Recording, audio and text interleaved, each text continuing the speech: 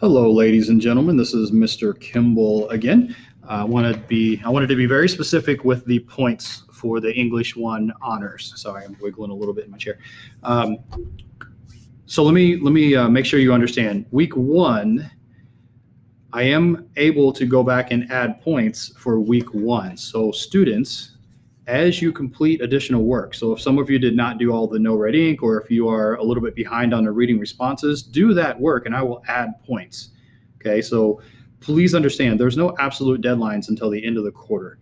I can go back and add points where it's appropriate. Okay, so if you were a little bit lower than you wanted to be, then just make sure those points are there and then I will get those caught up. Okay, so as far as week 2, let me be very specific. This is for week 2, the rest of this. There has been a change. Parent communication, I am no longer going to keep parent communication as a required point value. I did have a conversation with Mr. Braden this morning, and we agreed to go ahead and get rid of that point associated with parent communication. I am going to keep track of the parent communication just for my own personal reasons. I want to see who's communicating, but it is no longer going to be associated with points. So let me be very specific, and I'll show you how I'm calculating these points. So point number 1, again, it's not a point, it's just a category that I'm keeping. Right now, it says parent communication. If the form is completed, that also includes remind or email. If I hear from a parent, I will add a check mark there, but it is not going to be associated with points. Hopefully that's getting clear. I've said it like 4 times now. Right now, it is just categorized as a no, like I have not heard from that student's parent. When that is checked, it just switches to a yes. It is not a point value. So I'm going to go ahead and take that off. And you'll notice over here, there's already 1 point. I had to add that point somewhere. So I added that point to student communication form. So when a student communicates with me and I click that, then that student gets 2 points.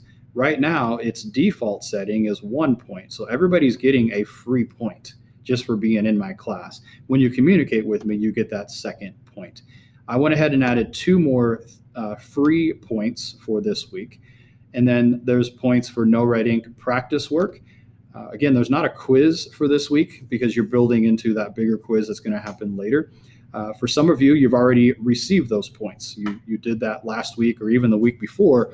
So you're on easy street as far as the no red ink. For those of you that did not do no red ink, make sure that you're staying on top of that and getting in and doing that work and trying to get to 100% in all those categories as you can. The rest of the points are associated with reading responses for this week. And I wanted to be very specific. First of all, to reward people who are done with the book, because again, officially you should be done if you did the day-by-day schedule, but also to motivate those who might be a little bit behind. So the specific points for week 2 start with book 2, chapter 6. Okay, so if you've done chapter 6, chapter 7, chapter 8, chapter 9, chapter 10 in book 2, that completes all of book 2, then you're going to have all of the points. So again, providing a little bit of motivation for people that might be a little bit behind, but also giving a little bit of reward for people that have been working diligently and working according to the original schedule that was posted on March 16th. So if you have been keeping up with that, then you're welcome.